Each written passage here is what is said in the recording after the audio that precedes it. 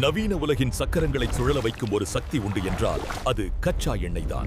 இதை நாம் கருப்பு தங்கம் என்று அழைக்கிறோம். ஏன் தெரியுமா? இன்று நாம் பயன்படுத்தும் எண்ணெய் பல மில்லியன் ஆண்டுகளுக்கு முன்னால் வாழ்ந்த கடல் உயிரினங்களின் எச்சங்கள்.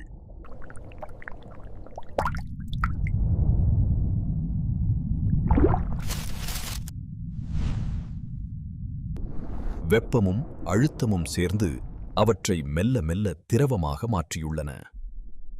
பூமிக்கு அடியில் ஆயிரக்கணக்கான அடி ஆழத்தில் ஒளிந்திருக்கும் இந்த பொக்கிஷத்தை நவீன தொழில்நுட்பங்கள் மூலம் நாம் வெளியே எடுக்கிறோம். கச்சா எண்ணெய் அப்படியே பயன்படுத்த முடியாது. அது சுத்திகரிப்பு நிலையங்களுக்கு கொண்டு செல்லப்பட்டு வெவ்வேறு வெப்பநிலைகளில் கொதிக்க வைக்கப்பட்டு பிரிக்க. பெட்ரோல், டீசல் மட்டுமல்ல, நாம் பயன்படுத்தும் பிளாஸ்டிக் முதல் தார்ச்சாலைகள் வரை அனைத்திலும் கச்சா எண்ணெயின் பங்கு இருக்கிறது.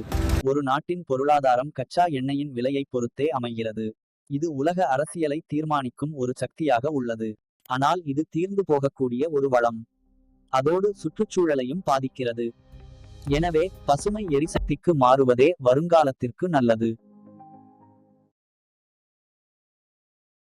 மத்திய கிழக்கு நாடுகள் மட்டுமல்ல, இன்று அமெரிக்கா மற்றும் ரஷ்யாவும் கச்சா எண்ணெய் உற்பத்தியில் உலகையே மிரட்டிக் கொண்டிருக்கின்றன. குறிப்பாக வெனிசுவேலா நாட்டில் புதைந்து கிடக்கும் எண்ணெய் வளம் கற்பனை செய்ய முடியாதது.